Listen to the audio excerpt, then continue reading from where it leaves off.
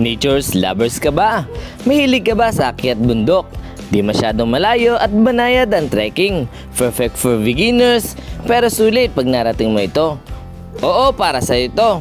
Kaya tara, samahan nyo ako at puntahan, pasyalan at tingnan natin ang ganda ng Mount Pinagbanderehan at rock formation na matatagpuan sa Atimonan, Quezon.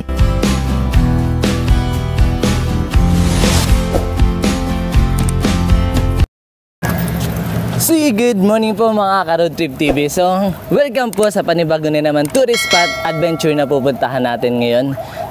Noong nakarang nga pong vlog ay pinuntahan natin at nakita natin yung ganda ng Alitap Waterfalls na matatagpuan sa Mauban, Quezon.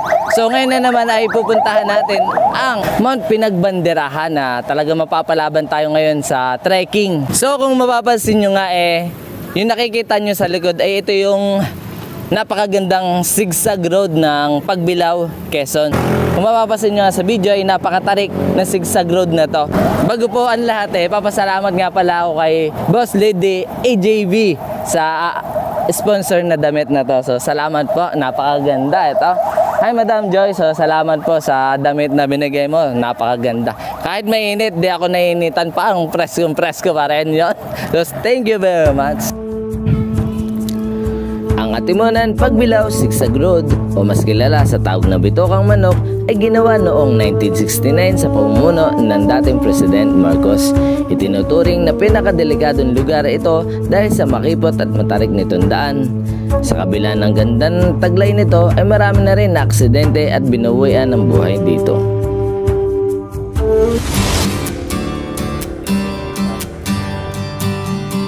Atimonan Zigzag Park Pinagbanderehan. So after kulang-kulang 5 minutes na travel time mula dun sa zigzag road ng Pagbilao, Quezon narating na agad natin tong tourism office ng Pinagbanderehan. So ito. So ngayon bago tayo umakyat sa taas kailangan po muna natin magpa-register sa taas at kumuha ng tour guide. Magandang umaga po sa inyo.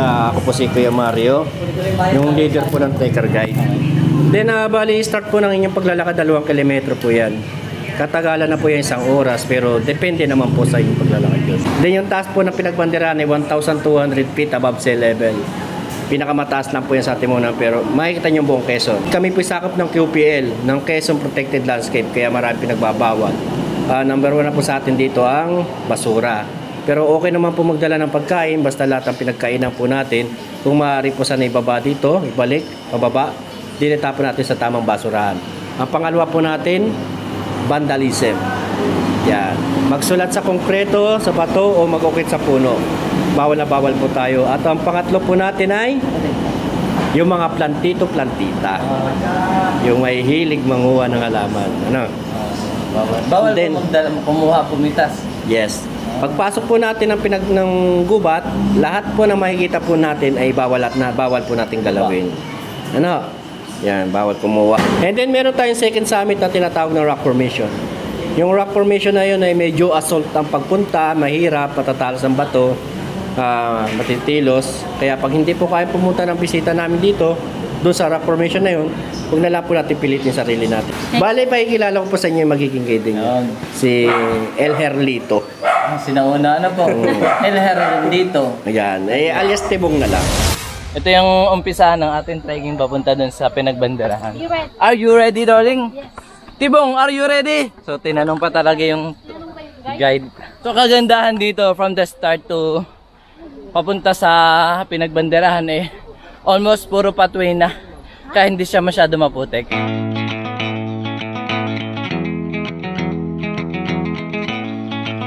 So, pagkakit pangalan natin nakita agad natin yung rock formation na matatanaw nyo agad dito pag umakyat kayo dito.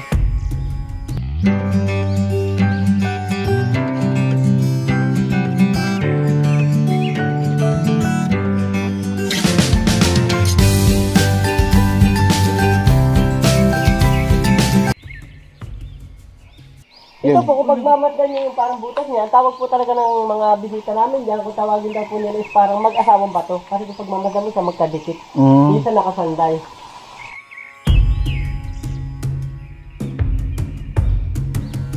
So, pawasin nyo ito, mataas na batong ito. Ito yung nadaanan natin kanina, tinatawag ni Kuya na mag-asawang bato. Bali ito po, makikita nyo, ito pong butas na ito ang tinatawag namin Cueva Santa.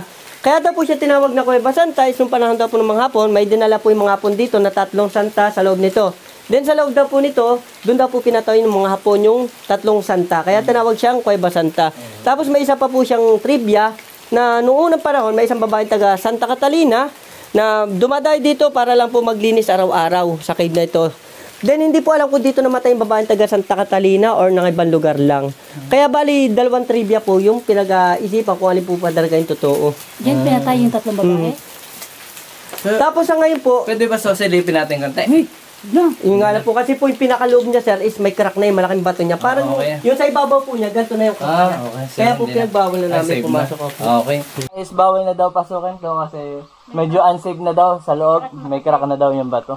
So papasin nyo nga na talaga mamamangha kayo sa ganda ng madadaanan na rock formation nyo dito. At sa itong kuwebang ito na nakaka-anis. So ang ganda. Sayang, hindi na natin mapapasok tong loob.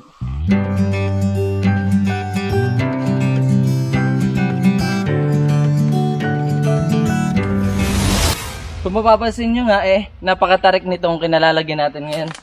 Itong kaliwang ito ay bangin na to. And then itong taas na to ay yung hagdanan na dadaanan natin. So pag nandito kayo, ito ay sinyalis na malapit na kayo sa may summit. Simula dito, paakyat ay meron pang 300 meters na trekking. So napakaganda. So malapit na tayo. Bali ito po, kung makikita nyo po itong hagdanan ito is parang siyang plataforma pa or gawa ng mga Espanyol noong unang panahon.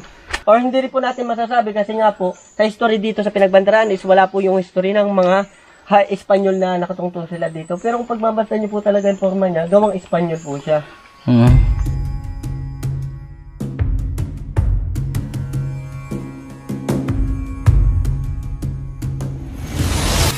Kung mapapansin nyo nga ay may waiting shed na nakatayo dito. So sabi nung tour guide natin na ang gumawa na daw nito ay mga tourist guide na. So ito, kung papansin nyo itong nasa tabing ito. Yan. Itong tabing ito ay yan pa rin yung kadugsong nung hagdan na dinaanan natin na sinasabi nila na Espanyol pa daw yung gumawa. Akala ni Darle matarik na yun nasa baba. Pero mas matarik pa pala tong part na to. Akin na kuya. Nakita ko. Ito yung nakita na pababa. Pakyat. Sheesh! Napakatarik. Kapit ka. Mami, maano yung brief ko?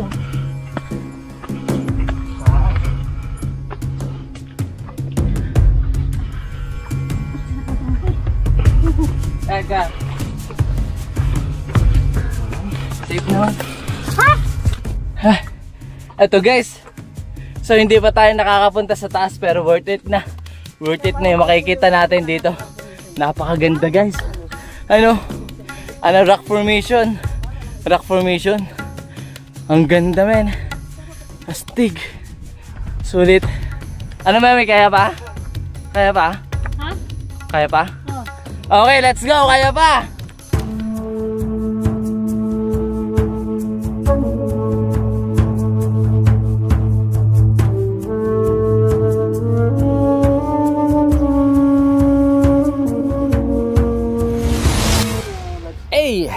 So after 50 minutes na trekking mula dun sa jump off patungo dito sa pinagbanderahan narating na nga natin to. So hindi ko may paliwanag pag nandito ka na sa taas. Worth it, napaka worth it. Napakaganda. Kasi dito pa lang makikita nga natin. Tara. Makikita nga natin itong parte ng Pagbilao kung saan nandito yung power plant and then ito yung areang ito yung part ng Lucena and then Pagbilao. Napakaganda. Overlooking din dito yung Padre Burgos na makikita nyo nga dito sa parteng ito. Susulit. Kahit hindi naman siya ganun ka-tarik, so dito nyo lang mararamdaman yung tarik pag malapit na kayo dito sa bandang summit na to. So napakaganda guys. Ang Mount Pinagbanderahan ay may taas na 1,200 feet above sea level. Matatagpuan ito sa loob ng National Forest Park sa Barangay Malinaw, Ilaya, Atimunan, Quezon.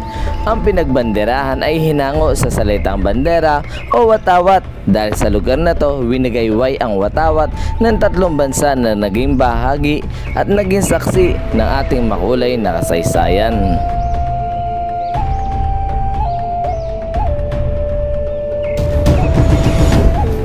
Mararating mo nga din ang second summit na kung tawagin ay Rock Formation na mayroon lamang na 5 to 10 minutes na trekking mula sa Mount Pinagbanderahan ay mararating mo na nga ang napakagandang Rock Formation.